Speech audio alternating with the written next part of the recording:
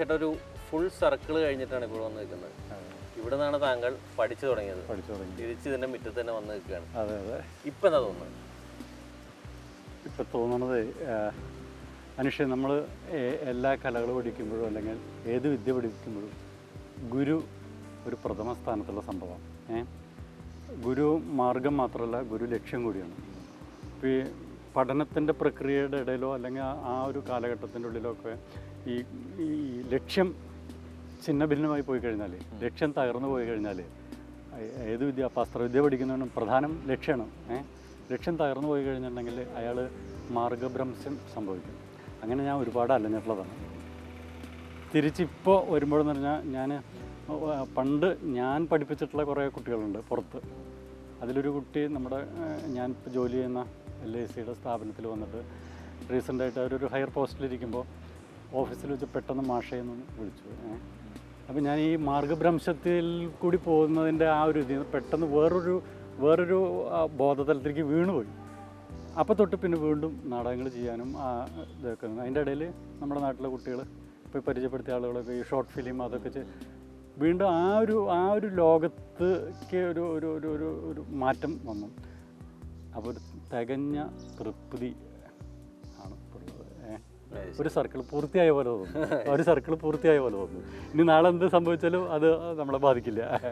നല്ല കാര്യമാണ്. പിന്നെ എന്നാണ് ഒരു നടനാവണമെന്ന് ആഗ്രഹിച്ചത്? എപ്പോഴാണെന്ന് വെച്ചാൽ അത് എപ്പോഴോ ആയിരുന്നു, ബോധപൂർവമല്ല. അതുപോലെ എപ്പോഴാണ് നടനായി തീരാന്ന് നമുക്കൊരു ബോധ്യം വരിക എന്ന് വെച്ചിട്ടുണ്ടെങ്കിൽ 100 നാടകം കളിച്ചതാണോ ഒരു നടൻ്റെ മാനദണ്ഡം അറിയില്ല. ഇനിയിപ്പോൾ 5-10 സ്കൂളിൽ നിന്ന് ഇങ്ങനത്തെ സർട്ടിഫിക്കറ്റുകൾ മേടിക്കുന്നതാണോ ഒരു നടൻ്റെ മാനദണ്ഡം പറയാൻ പറ്റില്ല. നല്ല ആസ്വാദകൻ്റെ മുമ്പിൽ നമ്മൾ ഒന്നും അല്ലാണ്ടാവുന്ന ഒരു നിമിഷമുണ്ട് ഇത്ര ഇതിൻ്റെ ഇടയിൽ. അപ്പം അങ്ങനെ ആയിരുന്നു. ഇപ്പോൾ നമ്മളിപ്പോഴാണ് നമ്മളിപ്പോൾ ആദ്യത്തെ ഒരു ഓർമ്മ നമുക്ക് എപ്പോഴാണ് ഉണ്ടാവുക എന്ന് ചോദിച്ചാൽ നമുക്ക് പറയാൻ പറ്റില്ല. അതുപോലെ അത് ബ്രീത്തായിട്ട് ബന്ധപ്പെട്ട് കിടക്കണ പോലെ എനിക്ക് തോന്നുന്നത്. നടനാവാൻ ആഗ്രഹിക്കുക, പക്ഷെ നടനായില്ലെങ്കിൽ എൻ്റെ ശ്വാസം നിൽക്കുകയും ചെയ്യും. താങ്കളൊരു നാടക നടനേക്കാൾ ഒരു സിനിമാ നടനായിട്ടാണ് നമുക്ക് പരിചയം. അതായത് പ്രേക്ഷകർക്ക്, ഞാൻ ഉൾപ്പെടെയുള്ള പ്രേക്ഷകർക്ക് പരിചയം താങ്കളൊരു സിനിമാ നടൻ എന്ന രീതിയിലാണ്. ഒരു പക്ഷേ സിനിമയിൽ താങ്കൾ ചെയ്ത വേഷങ്ങൾ നമ്മൾക്കറിയാം. അതിന് മുമ്പ് ഒരു കാര്യം ചോദിക്കട്ടെ, ഒരു ജപ്പനീസ് സംവിധായകൻ വന്നപ്പോൾ അഭിനയിക്കാൻ വേണ്ടി അദ്ദേഹത്തെ പടത്തിന് വേണ്ടി താങ്കളെയാണ് വിളിച്ചത്. പക്ഷേ സിനിമയുടെ കാര്യം എടുക്കുമ്പോൾ വളരെ കുറച്ച് സിനിമ, ഒരു 100 സിനിമയാണ് താങ്കൾ ചെയ്തിട്ടുള്ളതെന്നാണ് അറിഞ്ഞത്. പിന്നീട് സിനിമയിൽ അങ്ങനെ വലിയ വ്യക്തിപ്രഭാവം കാണിക്കാനോ അല്ലെങ്കിൽ സിനിമയുടെ ഒരു മായിക ലോകത്തേക്ക് വീഴണോ താങ്കൾ ശ്രമിച്ചില്ല. അത് ബോധപൂർവ്വം ശ്രമിക്കാത്തതാണോ? നാടകം പോലെ നമ്മളെ ത്രസിപ്പിക്കില്ല സിനിമ ഒരിക്കലും. ആക്ടിങ് വൈസ് വെച്ച് നോക്കുമ്പോൾ ത്രസിപ്പിക്കില്ല. അതൊരു ജോലിയാണോ താങ്കൾ? ജോലിയല്ല, അത് വർക്ക് ഓഫ് ആർട്ട് തന്നെയാണ്. നാടകത്തിൻ്റെ ഇതിൽ നിന്ന് നമുക്ക് ഒരുപാട് എനർജി ഇങ്ങോട്ട് വരും. സിനിമയുടെ ആക്ടിങ്ങിൻ്റെ ഉള്ളിൽ നിന്ന്, കാരണം അത് നടൻ്റെ മീഡിയ അല്ല അത്ര സിനിമ. നാടകം നടൻ്റെ മീഡിയയാണ്. ഇതാണ് അതിൻ്റെ ആ ഒരു ഡിഫറൻസ്, ആ റിസൾട്ടിൻ്റെ ഡിഫറൻസ്. അപ്പോൾ പലതിനും ഡിപ്പെൻഡ് ചെയ്തിട്ട് കിട്ടുന്ന ഒരു ഇല്യൂഷനെ നമ്മൾ ഊതിപ്പെരിപ്പിച്ചിട്ടോ അല്ലെങ്കിൽ മറ്റുള്ളവർ തെറ്റിദ്ധരിച്ചിട്ടൊക്കെയാണ് നമ്മുടെ ഒരു റിസൾട്ട് അവരിലൊരു ആസ്വാദനത്തിൻ്റെ ഇതുണ്ടാക്കുക, തരംഗമുണ്ടാക്കുക. അങ്ങനെ അപ്പോൾ താങ്കളിലെ ഒരു നാടകം നടന്ന സിനിമയിലെത്തിയപ്പോൾ പിടിച്ചു നിർത്തേണ്ടി വന്നോ, അല്ലെങ്കിൽ അഭിനയം കുറയ്ക്കേണ്ടി വന്നോ സിനിമയിൽ? ഇതിലിപ്പോഴേ അങ്ങനത്തെ ഒരു നടനേ ഉള്ളൂ. നാടക നടനോ സിനിമാ നടനുമായിട്ട് ഇല്ലാന്നാണ് എനിക്ക് തോന്നുന്നത്. എനിക്ക് രണ്ടും അറിയില്ല, അതുകൊണ്ട് ഒരു നടനെ ഉണ്ടാവും വഴിയുള്ളൂ. നടൻ എന്ന് പറയുമ്പോൾ അതങ്ങനെ ഇപ്പം ഇന്നാൾ ഞങ്ങൾ പോയപ്പോഴേ ഇവിടെ മുടിയേറ്റ് മറ്റേ പടയണി ഉണ്ടായി. അപ്പോൾ ഇവിടെ ഞങ്ങൾ പഠിക്കുമ്പോൾ ഇവിടെ പടയണിയൊക്കെ ശങ്കരപിള്ള സാർ ഇവിടെ കൊണ്ടുവന്ന് കളിപ്പിക്കാറുണ്ട്. ഇവിടെ അടുത്തൊരു ക്ഷേത്രമുണ്ട്, അവിടെ മുടിയേറ്റും പടയണിയൊക്കെ അവിടെ നിന്ന് പുറപ്പെട്ട് ഇവിടെ വന്ന് അവസാനിക്കില്ല, അവിടെ ചെന്ന് ഇവിടെ നിന്ന് പുറപ്പെട്ട് അവിടെ അവസാനിക്കലൊക്കെ ആയിട്ട്. അപ്പോൾ അതിലത്തെ ചുവടൊക്കെ വെച്ചിട്ട് ഇപ്പം പക്ഷിക്കോലോ യക്ഷിക്കോലോ ഒക്കെ കഴിക്കുമ്പോൾ അപ്പോൾ നമുക്ക് ആവശ്യം വരും, ഇത് ചെയ്യുക ഫിസിക്കലൈസ് ചെയ്യുക എന്നുള്ള ഒരു ആവശ്യം വരും. അതുപോലെ ഇപ്പോൾ നമുക്ക് പിടിച്ചു നിർത്താനൊന്നും സെൽഫ് കൺട്രോളിംഗ് ഒന്നും ഇതിലില്ല. ഇനിയിപ്പോൾ അതില്ല വെച്ചാൽ ജീവിതത്തിന് വലിയ കുഴപ്പമൊന്നുമില്ല, നമ്മൾ വേറെ ആളായിട്ട് ജീവിക്കും. അതുണ്ടെങ്കിൽ അത് ഉണ്ട്, അത്രയേ ഉള്ളൂ. ജോസഫ് എന്ന ഈ വെട്ടുകളി രഞ്ജിത്ത് ലാലിന് വോട്ട് ചെയ്യുന്നില്ല. ആരതി മേനോനാണ് പറയുന്നത്. ജോസഫ് ജോൺ വർഗീസിനെ വോട്ട് ചെയ്യൂ.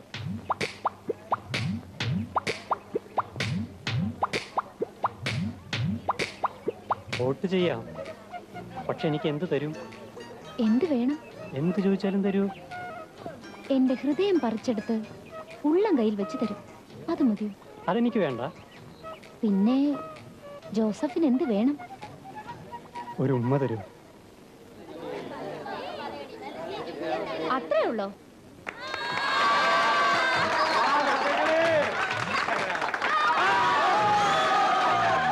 പലപ്പോഴും ഒന്നോ രണ്ടോ സിനിമ കഴിയുന്നവരുടെ ഒരു ആറ്റിറ്റ്യൂഡ് ഇത്രയും വർഷം ഇൻഡസ്ട്രിയിൽ നിന്ന് എനിക്കത് അറിയാൻ സാധിക്കും. കാരണം പുറത്തുനിന്ന് കാണുന്നതുകൊണ്ട് എനിക്കറിയാൻ സാധിക്കും. പക്ഷേ സിനിമയുടെ ഒരുപക്ഷെ ഒരുപറ്റം നല്ല കഥാപാത്രങ്ങളും ഒരുപറ്റം മികച്ച സംവിധായകരും കൂടെ അഭിനയിച്ച താങ്കൾ അതൊന്നും കാണിക്കാറില്ല. ഈ സെൽഫ് മാർക്കറ്റിങ്ങിൻ്റെ കാലത്ത് ഇതൊന്നും ഇല്ലാതെ താങ്കൾക്ക് എങ്ങനെ സർവൈവ് ചെയ്യാൻ പറ്റും സിനിമയിൽ? ഞാൻ ഇപ്പോൾ മാർക്കറ്റിംഗ് ഫീൽഡാണ്, മാർക്കറ്റിങ്ങിന് വേണ്ടി നമുക്ക് നമ്മുടെ അച്ചീവ്മെൻറ്റ്സിന് വേണ്ടിയിട്ട് മാർക്കറ്റിംഗ് ചെയ്യും. ചിലപ്പോൾ ഐഡിയ ആവാം, ചിലപ്പോൾ പ്രോഡക്റ്റ് ആവാം, എന്തെങ്കിലുമൊക്കെ ആവും. അനീഷേ, ഇപ്പോൾ ഈ നേരത്തെ പറഞ്ഞാൽ ഇതിലെന്ത് എന്നോട് പലരും ഇത് ചോദിച്ചിട്ടുള്ളത്, നമുക്ക് സിനിമയിലായാലും നാടകത്തിലായാലും തിയേറ്ററിലായാലും പഠിക്കുക എന്നുള്ള ഒരു ആവേശമാണ് എന്നെ സംബന്ധിച്ചിടത്തോളം.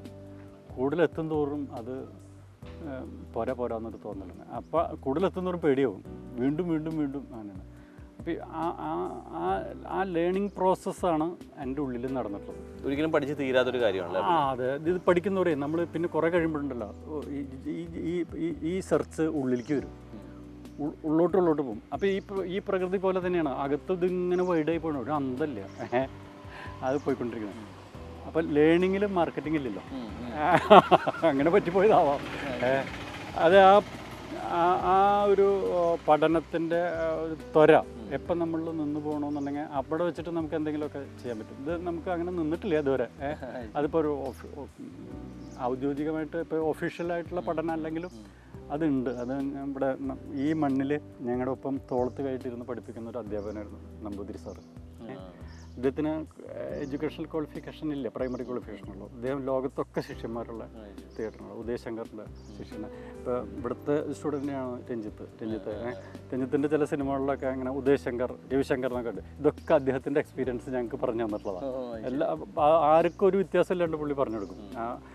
അപ്പോൾ അദ്ദേഹം ഇവിടെ ഇരുന്നിട്ട് നമുക്ക് പറഞ്ഞു തന്നില്ല, നമ്മൾ എപ്പോൾ ഈ സംഭവം പഠനത്തിൻ്റെ ഒരു രീതി ഇതിൽ നിന്ന് മാറ്റി നമ്മൾ മാറി നിൽക്കുന്നോ, അപ്പോൾ ഇത് ചിറക് കൊഴിഞ്ഞു പോകുന്ന തൂല് കൊഴിഞ്ഞു പോലെ പോകണം. ഈ ഒരു പ്രതിഭാസം നമ്മളിൽ നിന്ന് അകന്നു പോകും. അപ്പോൾ പ്രേമിക്കുക, സബ്ജക്റ്റിനെ പ്രേമിക്കുക, സബ്ജക്റ്റിനെ പഠിക്കുക, സബ്ജക്റ്റിനെ പ്രേമിക്കുക, സബ്ജക്റ്റിനെ പഠിക്കുക. എത്രത്തോളം പഠിക്കുന്നു അത്രത്തോളം ഈ പ്രേമത്തിൻ്റെ തീവ്രത കൂടി വരും.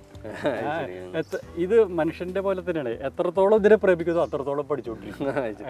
അപ്പോഴേ അടുത്ത് വേറെ കോളേജ് ഉണ്ടെങ്കിൽ അവിടുത്തെ പെമ്പിള്ളേരും കൂടി വിളിച്ചോ, ഉത്സവം ആകെ ഒന്ന് കൊഴുക്കട്ടെ. കുഞ്ഞുഷ്ണ, നിന്നെ അധികം നേരം ഇവിടെ നിർത്തണില്ല, നിന്റെ ഷുഗർ കൂടും. അപ്പൊ വരട്ടെ. പിള്ളച്ചേട്ടൻ നേരെ നാട്ടിലേക്കല്ലേ? അല്ല, ഇനിയും കുറെ കലാകാരന്മാരുടെ തല്ലും തൊഴിയും കൊള്ളാനുണ്ട്. ഇതെന്റെ ജാതകത്തിലുള്ളതാ. അല്ല, സാറ് വരണില്ലാവോ?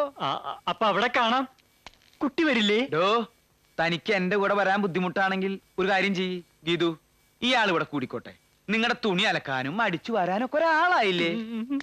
അതെ, ഞാൻ ഒറ്റയ്ക്കുള്ളപ്പോ എന്നെ എന്ത് വേണമെങ്കിലും പറഞ്ഞോ. പക്ഷെ ഈ പെമ്പിള്ളേരുടെ മുമ്പിൽ വെച്ച് എന്നെ കളിയാക്കിയാലുണ്ടല്ലോ. ആ ചെവി ഇങ്ങോട്ട് തന്നേ മോനെ, പോടാ പട്ടി. ആ ചെവി ഒന്ന് തരൂ. പോയില്ലെങ്കിൽ താൻ എന്ത് ചെയ്യുമ്പോടോ പിള്ളച്ചേട്ടാ. ഇത്രയും സിനിമയുടെ ഒരു അവഗാഹമുള്ള താങ്കൾ എന്തുകൊണ്ടാണ് ഒരു ഇടവേള എടുത്തത് സിനിമയിൽ? അല്ല, അഭിനയത്തിൽ അവഗാഹമുള്ള താങ്കൾ എന്തുകൊണ്ടാണ് ഒരു ഇടവേള എടുത്തത്? ചിലപ്പോൾ ഇത് നമ്മളുടെ ഒരു കപ്പാസിറ്റിക്കോ പരിധിക്കോ പുറത്തുള്ള കാര്യങ്ങളായതുകൊണ്ടാവാം ഇങ്ങനെ ഇടുന്നു. പിന്നെ സത്യം പറഞ്ഞാൽ നമുക്കിതിൽ വലിയ ഗൈഡൻസ് അല്ല, വഴികാട്ടികളോ തലതൊട്ടപ്പന്മാരൊന്നുമില്ല. അപ്പോൾ സ്വാഭാവികമായിട്ടും നമ്മുടെ ഒരു യൗവനകാലത്ത് നിന്ന് ഇങ്ങോട്ടുള്ള ഈ പ്രയാണത്തിൻ്റെ ഇടയിൽ വരുന്ന സൈക്കോളജിക്കൽ ക്ലാഷുകളും എഫക്റ്റുകളും നമ്മളെ ഒരു പക്ഷേ രോഗാതുരമാക്കുകയോ അല്ലെങ്കിൽ ഡിറ്റാച്ചഡ് ആക്കുകയോ. അപ്പോൾ ഈ വിട്ടു നിന്ന് പറയുമ്പോൾ അവിടെ ഉണ്ട് നമ്മൾ പ്രകൃതിയായിട്ടോ അല്ലെങ്കിൽ നമ്മളപ്പോൾ സമ്പർക്കപ്പെടുന്നവരായിട്ടോ ഒക്കെ നമ്മളിൽ ഈ സംഭവം നടക്കുന്നുണ്ട്. ഇതിന് ഒരു ഔദ്യോഗിക പരിവേഷം വരുന്നത് കുറച്ച് ഓഡിയൻസും ഇതും നോട്ടീസും സംഭവങ്ങളൊക്കെ ആകുമ്പോൾ, അല്ലെങ്കിൽ അതിനൊരു പർട്ടിക്കുലർ ടെക്സ്റ്റ് വെച്ച് അത് സംവേദനം ചെയ്യപ്പെടുമ്പോൾ മാത്രമാണ് നമ്മൾ ഇപ്പോൾ കാണുന്ന ഒരു സംഭവം വരുന്നത്. അതല്ലെങ്കിൽ ഇതുണ്ട്, അതെപ്പോഴും ഉണ്ട്, എല്ലാം ഉള്ളിലുണ്ട്. ഉണ്ട് ഉള്ളിലുണ്ടാവും, നമ്മളുടെ ഒപ്പം അത് പരിണമിക്കുന്നുണ്ടാവും. അവരുടെ വേറൊരു ലോകത്തോടെ അവർക്ക് പറയാനുള്ളത് മനുഷ്യരോട് വിളിച്ചു പറയും, ലോകത്തോട് വിളിച്ചു പറയും. അത് കാരണം കൊണ്ട് എനിക്ക് ആ കുട്ടികളെ കാണുമ്പോൾ ഞാൻ ഭയങ്കര ആവേശമായി കുട്ടികളുടെ വർക്ക് കാണുമ്പോഴേ.